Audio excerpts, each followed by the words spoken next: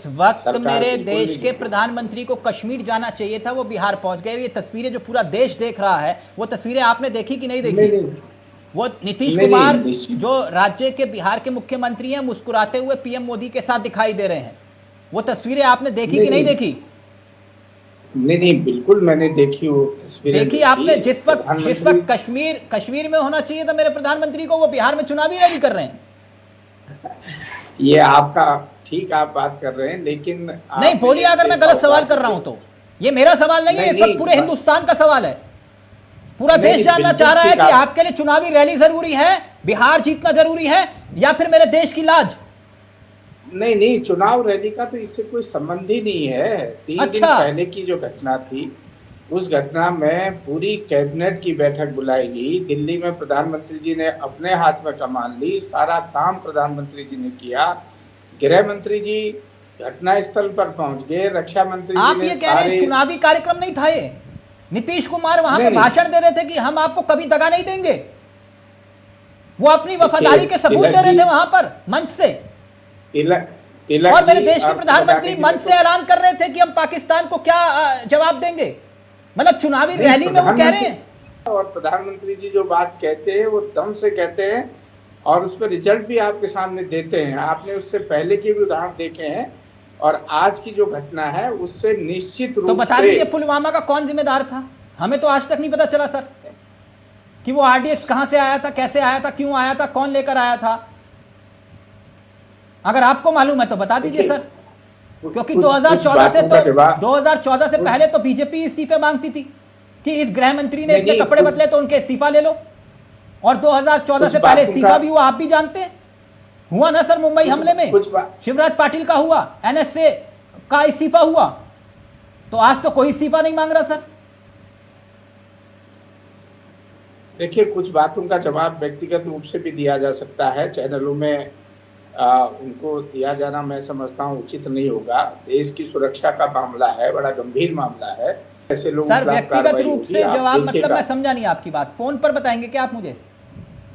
नहीं, मैं आप व्यक्तिगत रूप से आपकी और मेरी बात होगी वो अलग चीज है, लेकिन जिस तरह की बातें हैं उन बातों को देखे देश नहीं, व्यक्तिगत रूप से आप मेरे मित्र हैं, मैं बोल रहा हूँ सार्वजनिक रूप से। लेकिन इसका मतलब ये थोड़ी ना हुआ कि आप जवाबदेही से बच जाएंगे।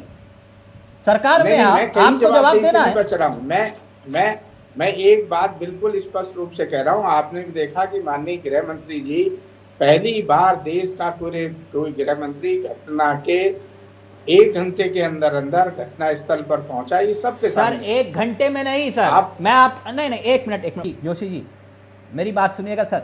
ये मैं मांग नहीं कर रहा कि गृह मंत्री इस्तीफा दें। आपके बीजेपी के अपने नेता, सर सुनिए ना, बीजेपी सर बताने दीजिए देश को। देश भी ये बात सुने, क्योंकि मैं जानता हूं कि देश की मीडिया में ऐसी खबरें नहीं आती हैं। आपके अपने नेता अमित शाह जी से इस्तीफा मांग रहे हैं, मोदी जी से इस्तीफा मांग रहे हैं। आपके अपने बीजेपी के नेता जानते हैं सर कौन है? मैं उनका सोशल मीडिया एक्स पर लिखा हुआ बयान पढ़ रहा हूं, जो इंग्लिश में लिखा है, अंग्रेजी में लिखा है उन्होंने, उसका तर्जुमा हिंदी में कर रहा हूं। मैं बताता हूं फिर ये कौन है। ये है सुब्रमण्यम स्वामी। ये देखिए आपकी स्क्रीन पर। जवाबी कार्रवाई की मांग करने की बजाय पहले मोदी शाह से इस्तीफा मांगो। चीन, पाकिस्तान, मालदीव, बांग्लादेश पर कई बार इनकी परीक्षा हो चुकी है और दोनों ने आत्मसमर्पण कर दिया। भारत माता का अपमान हुआ। देखिए जोशी जी, ये कोई मामूली व्यक्ति नहीं है स्वामी जी। पूर्व कैबिनेट मंत्री, 6 बार के सांसद रह चुके हैं, बीजेपी के नेता हैं, खुलकर बोल रहे हैं, कह रहे हैं इस्तीफा लो पहले मोदी और अमित शाह का। मैं आपकी बात से पूरी तरह सहमत हूं। सुब्रमण्यम स्वामी जी ने जो बात लिखी है उनसे यही उम्मीद की जा सकती है। अच्छा, और कोई उम्मीद उनसे नहीं, सुन लीजिएगा प्लीज, मेरी सुन लीजिएगा, उनसे और कोई उम्मीद नहीं की जा सकती। आप भी जानते हैं, मैं भी जानता हूं। क्यों? उनसे हम कोई और उम्मीद नहीं कर सकते हैं। वो यही कहेंगे, निश्चित रूप से कहेंगे। एक मिनट, आपने कहा कि हम उनसे कोई और उम्मीद कर नहीं सकते।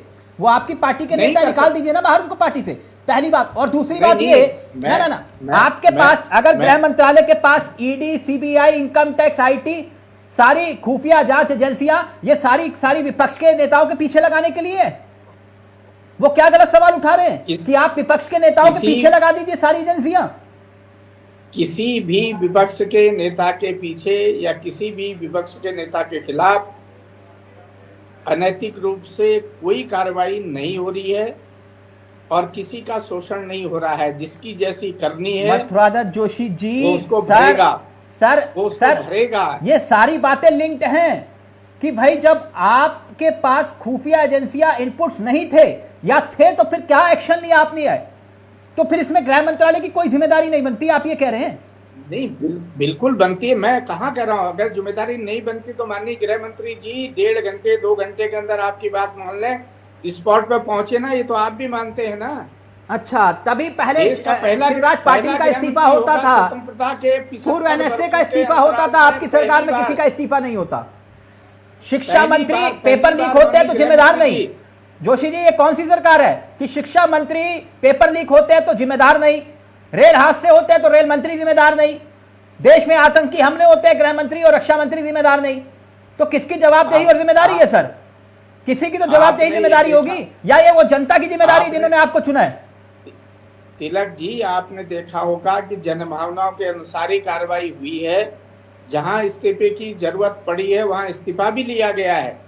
जोशी जी देखिए, मेरे साथ ना मेरे साथ नहीं सर, आप जानते हैं मैं वो सवाल नहीं करता जो हम काट के खाते हैं छूट के। पुलवामा मैं आपको उदाहरण दूं, डिबेट तो नहीं छोड़ोगे सर? अगर आपके अंदर हिम्मत है, अगर आपके अंदर हिम्मत है तो मैं आपके सामने प्रमाण दूंगा, और देखिएगा मैं आपके सामने नैतिकता की बात है, प्रमाण दे दूंगा आपको। जोशी जी, आप जिस राज्य से आते हैं वो देवभूमि कहलाती है, उसी उत्तराखंड की आपको शपथ होगी, दिल पर हाथ रख के बोलेगा कि आपके कैबिनेट मंत्री, आप ही के कैबिनेट मंत्री गणेश जोशी के ऊपर आय से अधिक संपत्ति का मामला होता है, कोर्ट कहता है कार्रवाई करो। आपने कौन सा इस्तीफा ले लिया सर उनसे? आपके अंदर बोलने की हिम्मत है कि हमारे इस मंत्री को इस्तीफा देना चाहिए? तिलक जी, मैंने कुछ बातें आपको निवेदन ये भी किया कि कुछ बातें ऑन कैमरे पर भी नहीं कही जाती हैं, कुछ बातों को अपने हिसाब से भी कही जाती हैं। आप तो इतने वरिष्ठतम पत्रकार हैं जोशी जी। कड़वा थू जोशी जी, ऐसा कुछ नहीं है। देखिए, मैं उनमें से नहीं हूं कि जो भ्रष्टाचार पर आंखें बंद कर ले, और आपके मंत्री पर भ्रष्टाचार के आरोप लगे तो मैं नाम भी ना लूं उनपे। ये आपकी मजबूरी हो सकती है सर, ये आपकी मजबूरी हो सकती है, ये मेरी मजबूरी नहीं है कि आपके मंत्री के ऊपर महाभ्रष्टाचार के आरोप लगे और आपकी सरकार, आपकी धामी सरकार देखती रह गई। मंत्री से नैतिकता के आधार पर इस्तीफा तक नहीं मांगा गया। भ्रष्टाचार के आधार मेरी आपको गणेश जोशी के ऊपर गंभीर आरोप, आप नैतिकता की बात कर रहे हो सर? मेरी बात तो सुन लीजिए, मेरी बात भी तो सुनेंगे मान्यवर। देखिए, ये पहला राज्य है उत्तराखंड, अगर किसी मंत्री पर कोई आरोप लगे हैं तो यही उत्तराखंड है, यही धामी जी की सरकार है, वही धामी जी चीफ मिनिस्टर है। इस्तीफा लेने का काम भी हुआ है। फिर झूठ बोला सर आपने कि नहीं हुआ है, फिर झूठ बोला आपने। मैं माफ करिए, आप मेरे परम मित्र हैं लेकिन आप गलत बोल रहे हैं। मैं आपको फिर उदाहरण दे दूंगा आपके राज्य का, जिनके ऊपर गंभीर आरोप लगे। हरक सिंह रावत जानी प्रकरण में इस्तीफा दिया कि नहीं दिया तिवारी सरकार में? बिल्कुल दिया। फिर आप ये कैसे कह रहे हो? और आपके मंत्री के ऊपर इतने गंभीर आरोप लगे और आप नैतिकता के आधार पर इस्तीफा नहीं ले रहे, और आप मुझसे कह रहे हो कि बंद कमरे में बात करूं मैं आप लोगों से? आप समय आने दीजिए, उसमें भी कार्रवाई होगी। मैं आपको बिल्कुल भरोसे के साथ मैं अभी वो विषय नहीं है, क्योंकि आपने जिक्र किया तो मुझे मजबूरन वो बोलना पड़ा।